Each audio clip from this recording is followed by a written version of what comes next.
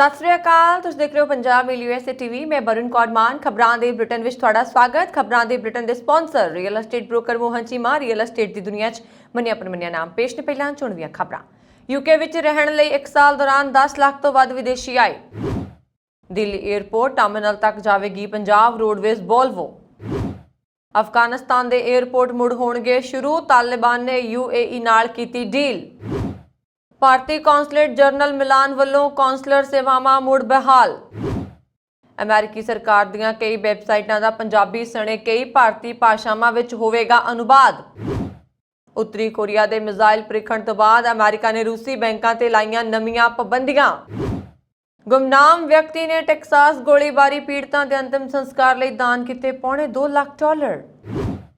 Texas गोलीबारी, सहेली दा खून अपने ते मल के बचाई एक बच्ची ने अपनी जान। ते हुण इन्हां खबरां दा विस्तार।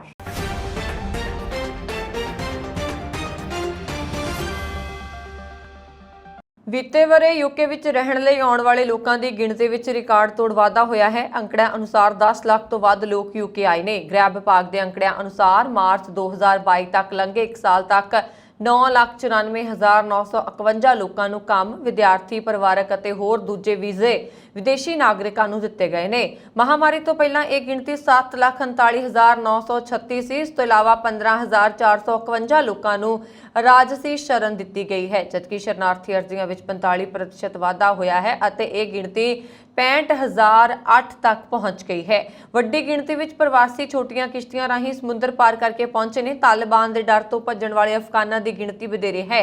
गैर कानूनी दाखले और जाली दावियां ते कार्रवाई करन दे सरकारी दावियां दे बावजूद 30 वरियां विच शरण मंगण वालियां दी गिणती विच रिकॉर्ड वाधा होया है। यह अंकड़ा 2005 तो बाद हुण तक दा सब तो वध मार्च 2022 तक 1,09,735 शरणार्थी अर्जियां दे फैसले की उड़ीक कर रहे हैं।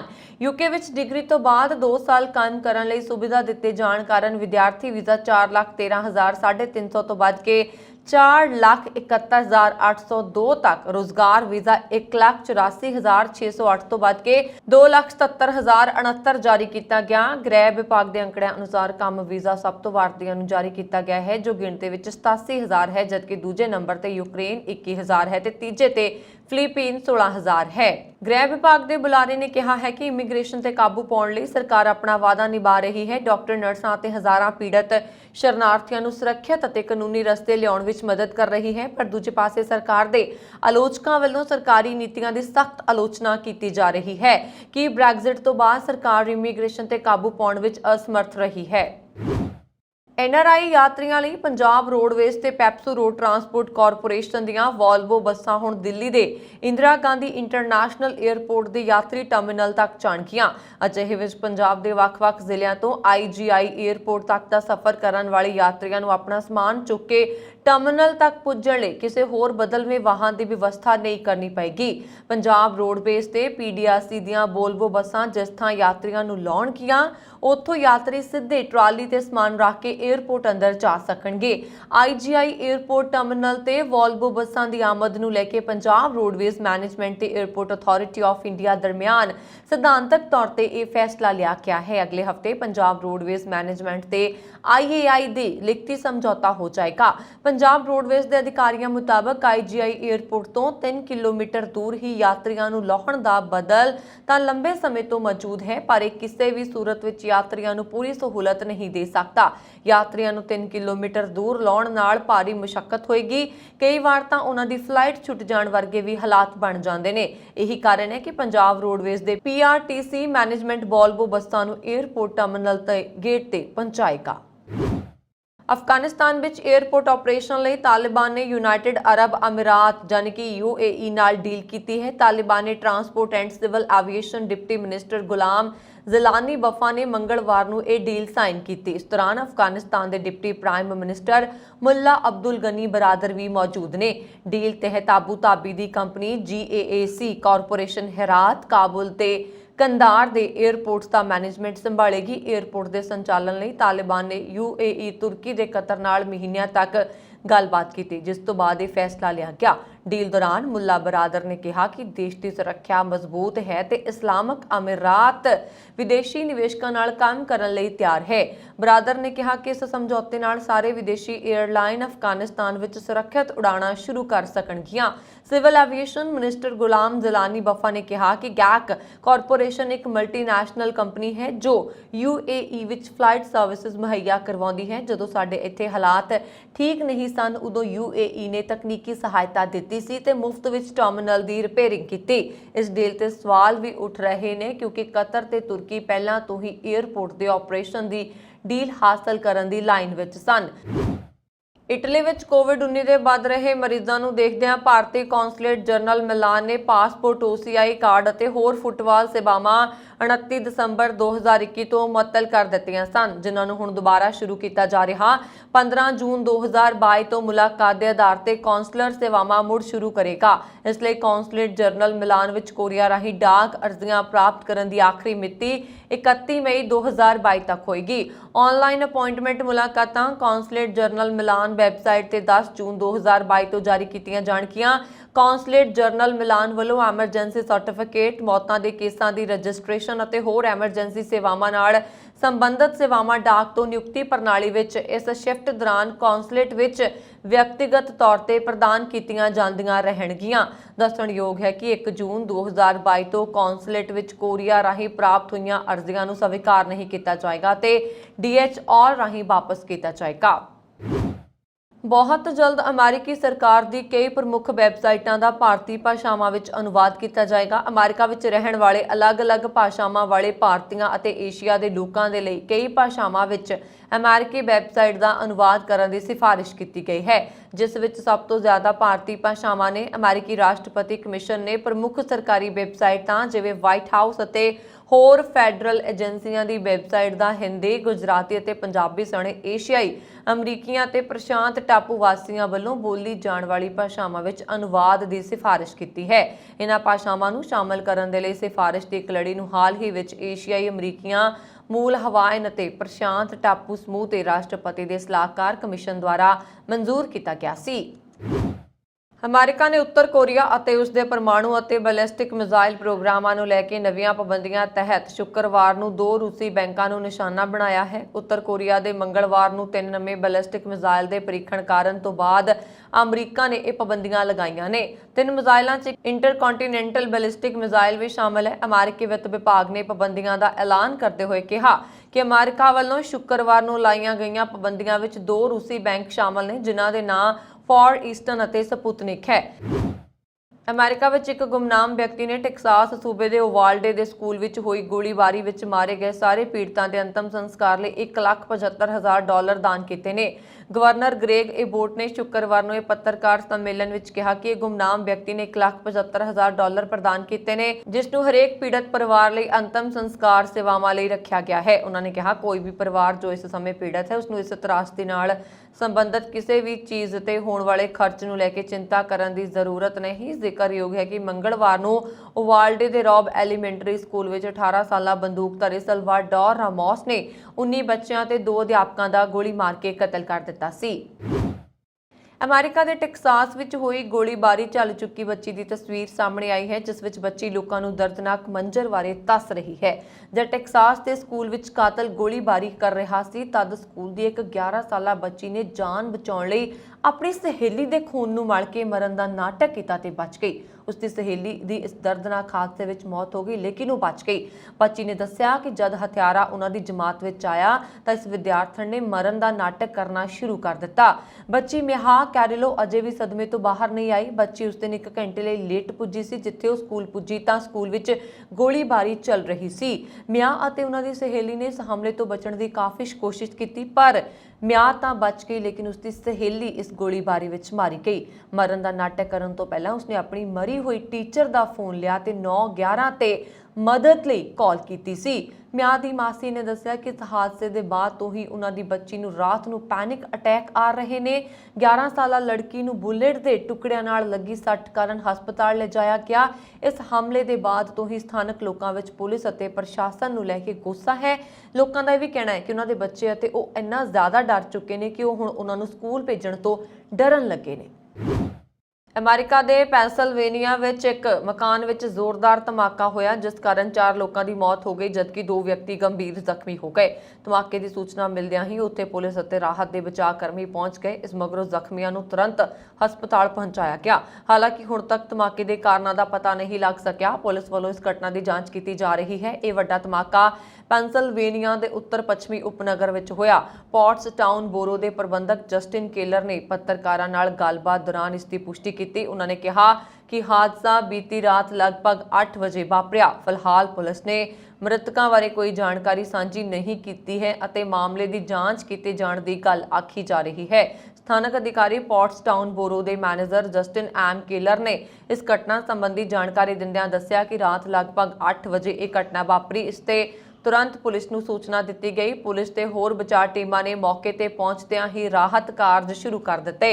ਇਸ ਦੌਰਾਨ 4 ਲਾਸ਼ਾਂ ਬਰਾਮਦ ਹੋਈਆਂ ਜਦਕਿ 2 ਲੋਕ ਗੰਭੀਰ ਜ਼ਖਮੀ ਹਾਲਾਤ ਵਿੱਚ ਮਿਲੇ, ਜਿਨ੍ਹਾਂ ਨੂੰ ਤੁਰੰਤ ਹਸਪਤਾਲ ਪਹੁੰਚਾ ਦਿੱਤਾ ਗਿਆ।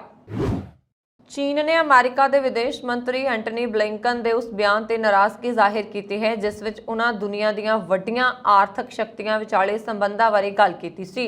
ਚੀਨ ਨੇ ਕਿਹਾ ਕਿ ਅਮਰੀਕਾ ਚੀਨ ਬਾਰੇ ਗਲਤ ਜਾਣਕਾਰੀ ਫੈਲਾ ਰਿਹਾ ਹੈ। ਬੀਤੇ ਦਿਨ ਆਪਣੇ ਸੰਬੋਧਨ ਦੌਰਾਨ ਬਲਿੰਕਨ ਨੇ ਕਿਹਾ ਕਿ ਰਾਸ਼ਟਰਪਤੀ ਜੋ ਬਾਈਡਨ ਦਾ ਪ੍ਰਸ਼ਾਸਨ ਯੂਕਰੇਨ ਤੇ ਰੂਸ ਦੇ ਹਮਲੇ ਖਿਲਾਫ ਇੱਕ ਵੱਡੇ ਕੌਮਾਂਤਰੀ ਗੱਠਜੋੜ ਦੀ ਅਗਵਾਈ ਕਰਨਾ ਚਾਹੁੰਦਾ ਹੈ ਤੇ ਉਹ ਚੀਨ ਨੂੰ ਵੱਡੇ ਆਲਮੀ ਖਤਰੇ ਵਜੋਂ ਦੇਖਦਾ ਹੈ। ਚੀਨ ਦੇ ਵਿਦੇਸ਼ ਮੰਤਰਾਲਾ ਦੇ ਬੁਲਾਰੇ ਵਾਂਗ ਨੇ ਕਿਹਾ ਕਿ ਅਮਰੀਕਾ ਜਾਣਬੁੱਝ ਕੇ ਗਲਤ ਜਾਣਕਾਰੀ ਫੈਲਾ ਰਿਹਾ ਹੈ ਅਤੇ ਚੀਨ ਦੀ ਘਰੇਲੂ ਤੇ ਵਿਦੇਸ਼ ਨੀਤੀ ਨੂੰ ਬਦਨਾਮ ਕਰਨ ਦੀ ਕੋਸ਼ਿਸ਼ ਕਰ ਰਿਹਾ ਹੈ।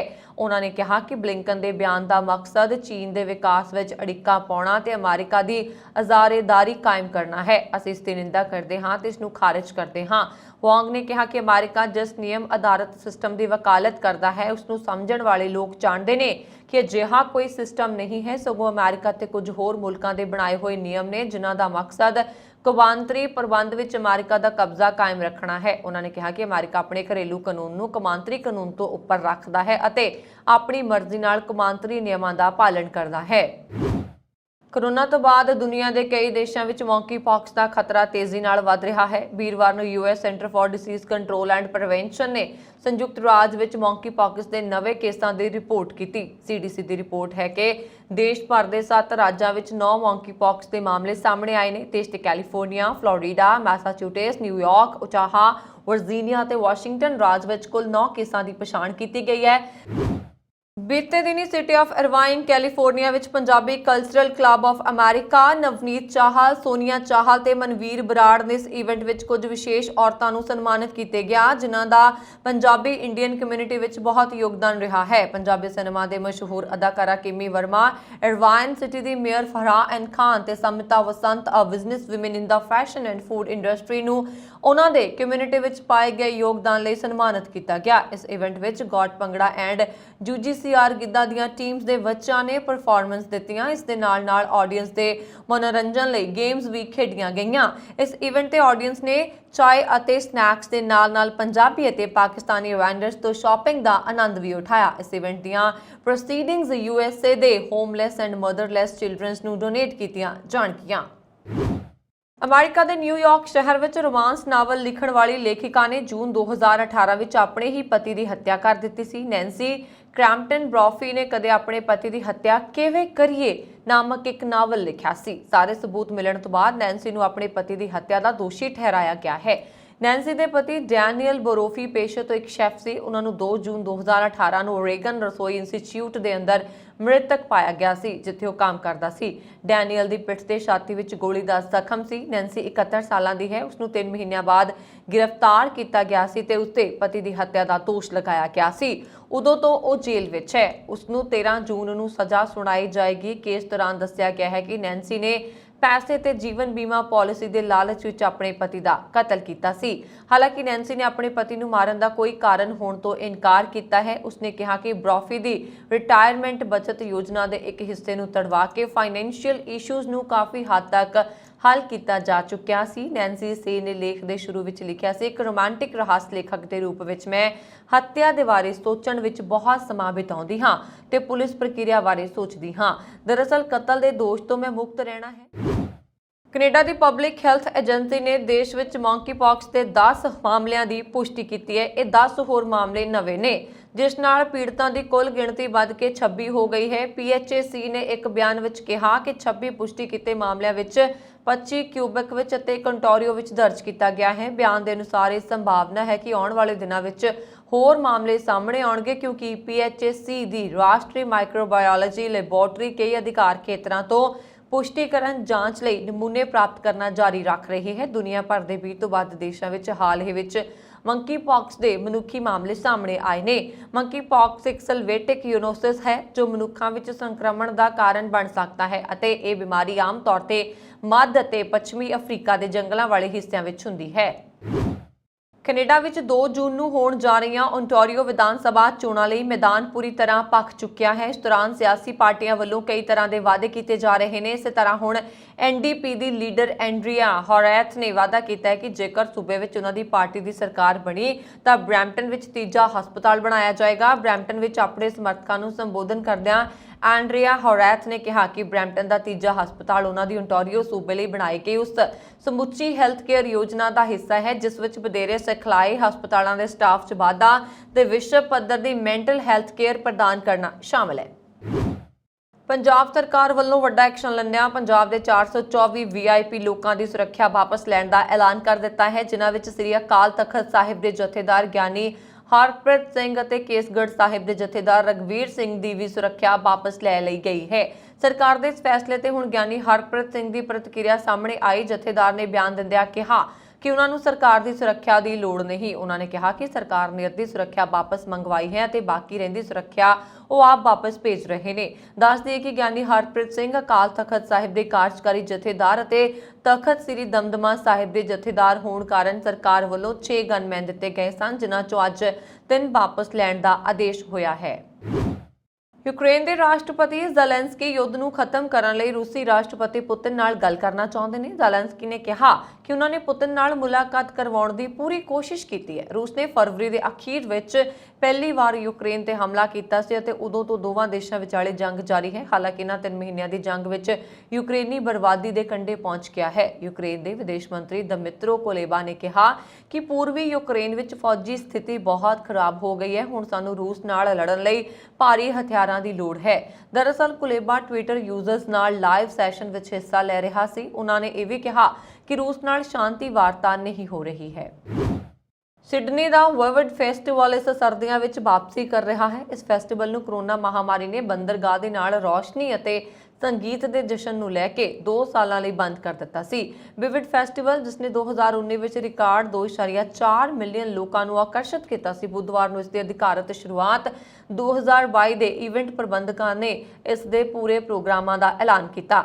ਡੈਸਟੀਨੇਸ਼ਨ NSSW ਵਾਅਦਾ ਕਰਦਾ ਹੈ ਕਿ ਫੈਸਟੀਵਲ ਵਿੱਚ ਮਨਮੋਹਕ ਕਲਾ display, 3D light projection, live ਸੰਗੀਤ ਪ੍ਰਦਰਸ਼ਨ ਕੀਤਾ ਜਾਏਗਾ। ਇਸ ਦੌਰਾਨ ਓਪੇਰਾ ਹਾਊਸ ਆਸਟ੍ਰੇਲੀਆ ਅਤੇ ਅੰਤਰਰਾਸ਼ਟਰੀ ਪ੍ਰੀਮੀਅਰਾਂ ਸਮੇਤ ਲਾਈਵ ਸੰਗੀਤ ਦਾ 3 ਹਫ਼ਤਿਆਂ ਦਾ ਪ੍ਰੋਗਰਾਮ ਪੇਸ਼ ਕਰੇਗਾ। ਸੈਰ ਸਪਾਟਾ ਮੰਤਰੀ ਸਟੁਆਰਟ ਆਇਰੇਸ ਨੇ ਕਿਹਾ ਕਿ ਵਿਵਿਡ ਸਥਾਨਕ ਅਤੇ ਅੰਤਰਰਾਸ਼ਟਰੀ ਸੈਲਾਨੀਆਂ ਨੂੰ ਆਕਰਸ਼ਿਤ ਕਰੇਗਾ, ਜਿਨ੍ਹਾਂ ਨੂੰ ਸੋਮਵਾਰ ਤੋਂ ਵਾਪਸ ਆਉਣ ਦੀ ਆਗਿਆ ਦਿੱਤੀ ਜਾਏਗੀ। 2022 ਦਾ ਪ੍ਰੋਗਰਾਮ ਹੁਣ ਤੱਕ ਦਾ ਸਭ ਤੋਂ ਵੱਡਾ ਤੇ ਚਮਕਦਾਰ ਹੋਏਗਾ। ਬਹੁਤ ਸਾਰੇ ਤਿਉਹਾਰਾਂ ਦੇ ਨਾਲ ਸਿਡਨੀ ਸਾਇਰਾਂ ਅਤੇ ਦੇਸ਼ ਭਰ ਅਤੇ ਪੂਰੀ ਦੁਨੀਆ ਦੇ ਸੈਲਾਨੀਆਂ ਲਈ ਸਾਡੇ ਸ਼ਹਿਰ 'ਚ ਇਸ ਦੇ ਸਿਰਜਣਾਤਮਕ ਸਭ ਤੋਂ ਵਧੀਆ ਢੰਗ ਨਾਲ ਆਪਣੇ ਆਪ ਨੂੰ ਲੀਨ ਕਰਨ ਲਈ ਹੋਰ ਵੀ ਕਾਰਨ ਪ੍ਰਦਾਨ ਕਰੇਗਾ। ਵਿਵਿਡ ਸਿਡਨੀ ਸਰਦੀਆਂ ਦੌਰਾਨ ਇੱਕ ਮਹੱਤਵਪੂਰਨ ਸਮਾਜਿਕ ਅਤੇ ਆਰਥਿਕ ਯੋਗਦਾਨ ਪਾਉਂਦਾ ਹੈ। ਸਾਡੇ ਸਿਰਜਣਾਤਮਕ ਉਦਯੋਗਾਂ ਤੋਂ ਲੈ ਕੇ ਮਨੋਰੰਜਨ ਅਤੇ ਪ੍ਰਾਹੁਣਚਾਰੀ ਸਥਾਨ, ਰਿਹਾਇਸ਼ ਅਤੇ ਪ੍ਰਾਚੂਨ ਵਿਕਰੇਤਾਵਾਂ ਤੱਕ NSW ਵਿਜ਼ਿਟਰ ਆਰਥਿਕਤਾ ਦੇ ਪੂਰੇ ਵਾਤਾਵਰਣ ਪ੍ਰਣਾਲੀ ਦਾ ਸਮਰਥਨ ਕਰਦਾ ਹੈ। ਇਵੈਂਟ ਲਈ ਕੋਵਿਡ ਸੁਰੱਖਿਆ ਪ੍ਰੋਟੋਕੋਲ ਵੀ ਲਾਗੂ ਹੋਣਗੇ। ਪ੍ਰਬੰਧਨਾਂ ਨੂੰ ਸਲਾਹ ਦੇ ਰਹੇ ਹਨ ਕਿ ਸਮਾਜਿਕ ਦੂਰੀਆਂ ਦੀ ਆਗਿਆ ਦੇਣ ਲਈ ਇਸ ਸਾਲ ਇਵੈਂਟ ਨੂੰ ਇੱਕ ਵੱਡੇ ਖੇਤਰ ਵਿੱਚ ਰੱਖਿਆ ਜਾਏਗਾ। ਫੈਸਟੀਵਲ, ਜਿਸ ਤੋਂ ਸਿਡਨੀ ਵਿੱਚ ਸੈਰ ਸਪਾਟਾ ਉਦਯੋਗ ਲਈ ਲੱਖਾਂ ਦੀ ਕਮਾਈ ਹੋਣ ਦੀ ਉਮੀਦ ਹੈ, 23 ਰਾਤਾਂ ਤੱਕ ਚੱਲੇਗਾ ਤੇ 18 ਜੂਨ ਨੂੰ ਬੰਦ ਹੋਏਗਾ। ਲੋਕਾਂ ਨੂੰ ਸੋਨੇ ਦੀ ਸ਼ੁੱਧਤਾ ਬਾਰੇ ਪਤਾ ਨਹੀਂ ਹੁੰਦਾ, ਜਿਸ ਦਾ ਫਾਇਦਾ ਉਠਾਉਂਦੇ ਹੋਏ ਜਿਊਲਰ ਗਾਹਕਾਂ ਨੂੰ ਬਿਨਾਂ ਹਾਲਮਾਰਕ ਦੇ ਘੱਟ ਕੈਰਟ ਸੋਨਾ ਜਾਂ ਅਸ਼ੁੱਧ ਸੋਨਾ ਸੌਂਪ ਦਿੰਦੇ ਨੇ, ਜੋ ਕੁਝ ਦਿਨਾਂ ਬਾਅਦ ਖਰਾਬ ਹੋਣਾ ਸ਼ੁਰੂ ਹੋ ਜਾਂਦਾ ਹੈ। ਇਸ ਦੇ ਨਾਲ ਹੀ ਜਦੋਂ ਤੁਸੀਂ ਉਸ ਸੋਨੇ ਨੂੰ ਵਾਪਸ ਕਰਨ ਜਾਂ ਐਕਸਚੇਂਜ ਕਰਨ ਜਾਂਦੇ ਹੋ ਤਾਂ ਤੁਹਾਨੂੰ ਇਸ ਦੇ ਲਈ ਘੱਟ ਰੇਟ ਮਿਲਦਾ ਹੈ। ਇਹਨਾਂ ਸਾਰੀਆਂ ਸਮੱਸਿਆਵਾਂ ਨੂੰ ਖਤਮ ਕਰਨ ਲਈ ਸਰਕਾਰ ਨੇ ਹਾਲਮਾਰਕਿੰਗ ਦਾ ਨਵਾਂ ਨਿਯਮ ਬਣਾਇਆ। ਇਸ ਦਾ ਦੂਜਾ ਪੜਾਅ ਇਸ ਸਾਲ 1 ਜੂਨ ਤੋਂ ਲਾਗੂ ਕੀਤਾ ਜਾਏਗਾ। ਇਸ ਦਾ ਪਹਿਲਾ ਪੜਾਅ 23 ਜੂਨ 2021 ਨੂੰ ਦੇਸ਼ ਦੇ 256 ਜ਼ਿਲ੍ਹਿਆਂ ਵਿੱਚ ਲਾਗੂ ਕੀਤਾ ਗਿਆ ਸੀ। ਇਸ ਦੇ ਲਾਗੂ ਹੋਣ ਤੋਂ ਬਾਅਦ ਗਹਿਣੇ ਵਿਕਰੇਤਾ ਬਿਨਾਂ ਹਾਲਮਾਰਕ ਦੇ ਸੋਨਾ ਨਹੀਂ ਵੇਚ ਸਕਣਗੇ। ਬਿਊਰੋ ਆਫ ਇੰਡੀਅਨ ਸਟੈਂਡਰਡਸ ਨੇ 4 ਅਪ੍ਰੈਲ 2022 ਨੂੰ ਇੱਕ ਨੋਟੀਫਿਕੇਸ਼ਨ ਰਾਹੀਂ ਇਸ ਦਾ ਐਲਾਨ ਕੀਤਾ। ਦੱਸ ਦੇ ਕਿ ਹੁਣ ਤੱਕ ਸੋਨੇ ਦੀ 6 ਸ਼ੁੱਧਤਾ ਸ਼੍ਰੇਣੀਆਂ 14 carat, 18 carat, 20 carat, 22 carat, 23 carat ਅਤੇ 24 ਕੈਰਟ ਲਈ ਹਾਲਮਾਰਕਿੰਗ ਦੀ ਆਗਿਆ ਸੀ। ਇਸ ਤਰ੍ਹਾਂ ਇਸ ਨੂੰ ਵੇਚਣ ਤੋਂ ਪਹਿਲਾਂ ਹੋਰ ਸ਼ੁੱਧਤਾ ਦੇ ਸੋਨੇ ਦੇ ਗਹਿਣਿਆਂ ਦਾ ਹਾਲਮਾਰਕ ਕਰਨਾ ਲਾਜ਼ਮੀ ਨਹੀਂ ਸੀ। ਹਾਲਾਂਕਿ ਇਹ ਨਿਯਮ 1 ਜੂਨ ਨੂੰ ਬਦਲ ਜਾਏਗਾ। ਹੁਣ ਗਹਿਣੇ ਵਿਕਰੇਤਾ ਬਿਨਾਂ ਹਾਲਮਾਰਕ ਦੇ ਸੋਨਾ ਨਹੀਂ ਵੇਚ ਸਕਣਗੇ। ਹਾਲਮਾਰਕਡ ਸੋਨਾ ਪ੍ਰਮਾਣਿਤ ਸੋਨਾ ਹੈ ਜੋ ਗੁਣਵੱਤਾ ਜਾਂਚ ਦੀ ਪ੍ਰਕਿਰਿਆ ਵਿੱਚੋਂ ਲੰਘਿਆ ਹੈ, ਜਿਸ ਨੂੰ ਹਾਲਮਾਰਕਿੰਗ ਕਿਹਾ ਜਾਂਦਾ ਹੈ। BIS ਭਾਰਤ ਸਰਕਾਰ ਦੇ ਅਧੀਨ ਇੱਕ ਏਜੰਸੀ ਸੋਨੇ ਦੀ ਸ਼ੁੱਧਤਾ ਅਤੇ ਸ਼ੁੱਧਤਾ ਨੂੰ ਪ੍ਰਮਾਣਿਤ ਕਰਨ ਦੇ ਲਈ ਹਾਲਮਾਰਕਿੰਗ ਦੀ ਇਸ ਪ੍ਰਕਿਰਿਆ ਨੂੰ ਪੂਰਾ ਕਰਦੀ ਹੈ। ਗਾਹਕਾਂ ਦੁਆਰਾ ਖਰੀਦੇ ਗਏ ਸਾਰੇ ਸੋਨੇ ਦੇ ਗਹਿਣਿਆਂ ਅਤੇ ਸੋਨੇ ਦੀਆਂ ਵਸਤੂਆਂ ਲਈ ਹਾਲਮਾਰਕਿੰਗ ਲਾਜ਼ਮੀ ਹੈ। ਖਰੀਦੇ ਗਏ ਸੋਨੇ ਦੀ ਸ਼ੁੱਧਤਾ ਗ੍ਰੇਡ ਦੀ ਪਰਵਾਹ ਕੀਤੇ ਬਿਨਾਂ ਸੋਨੇ ਦੀ ਹਾਲਮਾਰਕਿੰਗ ਗਾਹਕ ਲਈ ਵਿਸ਼ਵਾਸ ਵਧਾਉਂਦੀ ਹੈ, ਕਿਉਂਕਿ ਇਹ ਯਕੀਨੀ ਬਣਾਉਂਦਾ ਹੈ ਕਿ ਜੋ ਸੋਨਾ ਉਹ ਖਰੀਦ ਰਹੇ ਨੇ ਉਹ ਬਿਲਕੁਲ ਉਸੇ ਤਰ੍ਹਾਂ ਦੀ ਸ਼ੁੱਧਤਾ ਦਾ ਹੈ ਜਿਵੇਂ ਕਿ ਹਾਲਮਾਰਕ ਵਿੱਚ ਦੱਸਿਆ ਗਿਆ। ਇਸ ਨਿਯਮ ਦੇ ਲਾਗੂ ਹੋਣ ਤੋਂ ਬਾਅਦ ਨਕਲੀ ਸੋਨਾ ਵੇਚਣ ਵਾਲਿਆਂ ਦੀ ਹੁਣ ਕੋਈ ਖੈਰ ਨਹੀਂ ਹੋਏਗੀ। ਬਿਨਾਂ ਹਾਲਮਾਰਕ ਤੋਂ ਸੋਨਾ ਵੇਚਣ ਵਾਲਿਆਂ ਖਿਲਾਫ ਸਖਤ ਕਾਰਵਾਈ ਕੀਤੀ ਜਾਏਗੀ। ਗੁਜਰਾਤ ਦੇ ਰਹਿਣ ਵਾਲੇ ਮਨਸੁਖ ਭਾਈ ਪ੍ਰਜਾਪਤੀ ਨੇ ਬਿਨਾਂ ਬਿਜਲੀ ਤੋਂ ਚੱਲਣ ਵਾਲਾ ਫ੍ਰਿਜ ਬਣਾਇਆ ਹੈ। ਮਨਸੁਖ ਭਾਈ ਦਾ ਫ੍ਰਿਜ ਪੂਰੀ ਤਰ੍ਹਾਂ ਇਕੋ ਫ੍ਰੈਂਡਲੀ ਹੈ। ਇਸ ਵਿੱਚ ਕਈ ਦਿਨਾਂ ਤੱਕ ਪਾਣੀ, ਦੁੱਧ, ਸਬਜ਼ੀ, ਫਲ ਫਰੈਸ਼ ਰਹਿੰਦੇ ਨੇ। ਨਾਲ ਹੀ ਮਨਸੁਖ ਭਾਈ ਟ੍ਰੈਡੀਸ਼ਨਲ ਤਰੀਕੇ ਨਾਲ ਛੱਡੀ ਗਈ ਤਕਨੀਕ ਨਾਲ ਮਿੱਟੀ ਦੇ ਭਾਂਡੇ ਬਣਾਉਣ ਦਾ ਵੀ ਕੰਮ ਕਰ ਰਹੇ ਨੇ। ਮਨਸੁਖ ਭਾਈ ਮੀਟੂਕੂਲ ਨਾਲ ਬਿਜ਼ਨਸ ਚਲਾ ਰਹੇ ਨੇ ਤੇ ਸਾਲਾਨਾ 3 ਕਰੋੜ ਤੋਂ ਵੱਧ ਦਾ ਕਾਰੋਬਾਰ ਕਰ ਰਹੇ ਨੇ। ਦਿਲਚਸਪ ਗੱਲ ਇਹ ਹੈ ਕਿ ਮਨਸੁਖ ਭਾਈ 10ਵੀਂ ਪਾਸ ਨੇ। ਉਹਨਾਂ ਨੇ 10ਵੀਂ ਫੇਲ ਹੋਣ ਤੋਂ ਬਾਅਦ ਹੋਰ ਪੜ੍ਹਾਈ ਨਹੀਂ ਕੀਤੀ। ਦਰਅਸਲ ਮਨਸੁਖ ਭਾਈ ਘੁਮਿਆਰ ਭਾਈਚਾਰੇ ਦੇ ਨੇ। ਉਹਨਾਂ ਦੇ ਪਰਿਵਾਰ ਸਾਲਾਂ ਤੋਂ ਮਿੱਟੀ ਦੇ ਭਾਂਡੇ ਬਣਾਉਂਦੇ ਨੇ। ਮਨਸੁਖ ਭਾਈ ਦਾ ਬਚਪਨ ਬੇਹੱਦ ਗਰੀਬੀ ਚ ਬੀਤਿਆ। ਮਨਸੁਖ ਭਾਈ ਨੇ ਸਭ ਤੋਂ ਪਹਿਲਾਂ ਮਿੱਟੀ ਦੀ ਗ੍ਰਿਲ ਬਣਾਉਣ ਵਾਲੀ ਮਸ਼ੀਨ ਦੀ ਖੋਜ ਕੀਤੀ, ਜਿਸ ਨੂੰ ਉਹਨਾਂ ਨੇ ਪ੍ਰਦੂਸ਼ਣ ਨੂੰ ਕੰਟਰੋਲ ਕਰਨ ਲਈ ਡਿਜ਼ਾਈਨ ਕੀਤਾ ਸੀ। ਇਸ ਦੇ ਨਾਲ ਹੀ 2200 ਵਰਗ ਫੁੱਟ ਜ਼ਮੀਨ ਤੇ ਆਪਣਾ ਸੈਟਅਪ ਬਣਾ ਕੇ ਕੰਮ ਸ਼ੁਰੂ ਕੀਤਾ। 2 ਸਾਲ ਦੀ ਸਖਤ ਮਿਹਨਤ ਤੋਂ ਬਾਅਦ ਮਨਸੁਖ ਭਾਈ ਨੂੰ ਸਾਲ 1990 ਵਿੱਚ ਸਫਲਤਾ ਮਿਲੀ। ਫਿਰ ਉਹਨਾਂ ਨੇ ਮਿੱਟੀ ਦਾ ਵਾਟਰ ਪਿਊਰੀਫਾਇਰ ਬਣਾਇਆ। 2001 ਦੇ ਗੁਜਰਾਤ ਭੂਚਾਲ ਕਾਰਨ ਮਨਸੁਖ ਭਾਈ ਨੂੰ ਕਾਫੀ ਨੁਕਸਾਨ ਹੋਇਆ। ਇਸ ਤੋਂ ਬਾਅਦ ਉਹਨਾਂ ਨੂੰ ਅਜਿਹਾ ਫ੍ਰਿਜ ਬਣਾਉਣ ਦਾ ਆਈਡੀਆ ਆਇਆ ਜੋ ਬਿਨਾਂ ਬਿਜਲੀ ਦੇ ਚੱਲਦਾ ਹੈ। ਉਹਨਾਂ ਨੇ ਸੋਚਿਆ ਕਿ ਮਿੱਟੀ ਤੋਂ ਅਜਿਹਾ ਉਤਪਾਦ ਬਣਾਇਆ ਜਾਵੇ ਜੋ ਸਮਾਨ ਨੂੰ ਠੰਡਾ ਅਤੇ ਤਾਜ਼ਾ ਰੱਖ ਸਕੇ, ਆਮ ਲੋਕ ਆਸਾਨੀ ਨਾਲ ਇਸ ਨੂੰ ਖਰੀਦ ਸਕਣ। ਪਰ ਇਸ ਨੂੰ ਬਣਾਉਣ ਵਿੱਚ ਉਹਨਾਂ ਨੂੰ 2 ਸਾਲ ਲੱਗ ਗਏ। ਮਿੱਟੀ ਨਾਲ ਬਣੇ ਇਸ ਫ੍ਰਿਜ ਵਿੱਚ ਫਲ ਅਤੇ ਸਬਜ਼ੀਆਂ 5 ਤੋਂ 6 ਦਿਨਾਂ ਤੱਕ ਤਾਜ਼ੇ ਰਹਿੰਦੇ ਨੇ। ਇਸ ਦੇ ਅੰਦਰ ਦਵਾਈਆਂ ਅਤੇ ਹੋਰ ਚੀਜ਼ਾਂ ਵੀ ਰੱਖੀਆਂ ਜਾ ਸਕਦੀਆਂ ਨੇ। ਇਹ ਫ੍ਰਿਜ ਪੂਰੀ ਤਰ੍ਹਾਂ ਇਕੋ ਫ੍ਰੈਂਡਲੀ ਹੈ। ਬਿਨਾਂ ਬਿਜਲੀ ਦੇ ਚੱਲਣ ਵਾਲੇ ਫ੍ਰਿਜ ਦੀ ਸਫਲਤਾ ਤੋਂ ਬਾਅਦ ਮਨਸੁਖ ਭਾਈ ਨੇ 7 ਲੱਖ ਰੁਪਏ ਦਾ ਕਰਜ਼ਾ ਲੈ ਕੇ ਸਾਲ 2002 ਵਿੱਚ ਵਾਕਾਨੇਰ ਵਿੱਚ ਮੀਟੂਕਲ ਨਾਮ ਨਾਲ ਆਪਣੀ ਕੰਪਨੀ ਸ਼ੁਰੂ ਕੀਤੀ। ਇਸ ਸਮੇਂ ਮਨਸੁਖ ਭਾਈ 250 ਤੋਂ ਵੱਧ ਵਸਤੂਆਂ ਬਣਾ ਰਹੇ ਨੇ ਤੇ ਉਹਨਾਂ ਦੀ ਮਾਰਕੀਟਿੰਗ ਕਰ ਰਹੇ ਨੇ। ਉਹ ਰਸੋਈ ਵਿੱਚ ਵਰਤੀ ਜਾਣ ਵਾਲੀ ਹਰ ਵਸਤੂ ਮਿੱਟੀ ਤੋਂ ਬਣਾ ਰਹੇ ਨੇ। ਉਹ 250 ਤੋਂ ਵੱਧ ਔਰਤਾਂ ਨੂੰ ਰੋਜ਼ਗਾਰ ਦੇ ਰਹੇ ਨੇ। ਮਨਸੁਖ ਭਾਈ ਨੂੰ ਉਹਨਾਂ ਦੀਆਂ ਵਿਲੱਖਣ ਕਾਢਾਂ ਲਈ ਕਈ ਪੁਰਸਕਾਰ ਦਿੱਤੇ ਗਏ। ਪੈਰਿਸ ਸਰਕਾਰ ਵੱਲੋਂ ਉਹਨਾਂ ਨੂੰ ਸਨਮਾਨਿਤ ਕੀਤਾ ਜਾ ਚੁੱਕਾ ਹੈ। ਇਸ ਦੇ ਨਾਲ ਹੀ ਉਹਨਾਂ ਨੂੰ ਭਾਰਤ ਦੇ ਸਾਬਕਾ ਰਾਸ਼ਟਰਪਤੀ ਅਬਦੁਲ ਕਲਾਮ, ਪ੍ਰਤਿਭਾ ਪਾਟਿਲ ਅਤੇ ਪ੍ਰਣਬ ਮੁਖਰਜੀ ਤੋਂ ਵੀ ਕਈ ਰਾਸ਼ਟਰੀ ਪੁਰਸਕਾਰ ਮਿਲ ਚੁੱਕੇ ਨੇ। ਇਹ ਸਨ ਹੁਣ ਤੱਕ ਦੀਆਂ ਖਬਰਾਂ। ਮੈਨੂੰ ਵਰੁਣ ਕੌਰ ਮਾਨ ਨੂੰ ਦਿਵਾ ਗਿਆ। ਹੋਰ ਖਬਰਾਂ ਦੇ ਲਈ ਸਾਡਾ YouTube ਚੈਨਲ ਪੰਜਾਬ ਮੇਲ USA TV ਜ਼ਰੂਰ ਸਬਸਕ੍ਰਾਈਬ ਕਰੋ। ਸਤਿ ਸ਼੍ਰੀ ਅਕਾਲ।